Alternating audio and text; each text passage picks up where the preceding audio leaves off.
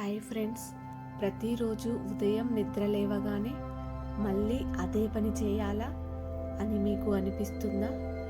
పని ఒక భారంలా, ఒక శిక్షలా మీకు కనిపిస్తుందా? అయితే భగవద్గీతలో శ్రీకృష్ణుడు చెప్పిన ఒక చిన్న మాట మీ జీవితాన్ని మార్చేస్తుంది. అదేమిటంటే, నువ్వు చేసే పనిని ఇష్టంగా చేయి, కష్టంగా కాదు. పని ఒకటే కావచ్చు, కానీ దాన్ని మనం ఎలా చేస్తున్నాం అనేదే ముఖ్యం. కష్టంగా భావించి చేస్తే మనసు అలసిపోతుంది, ఒత్తిడి పెరుగుతుంది.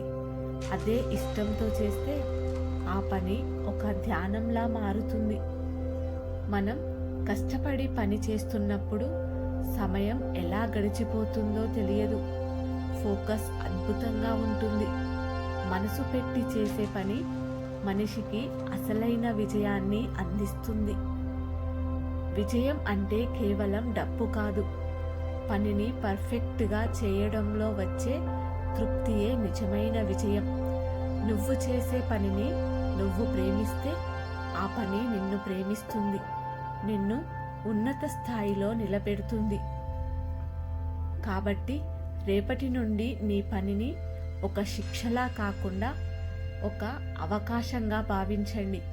మనసు పెట్టి చేయండి, ఫలితం దానంతటా అదే వస్తుంది.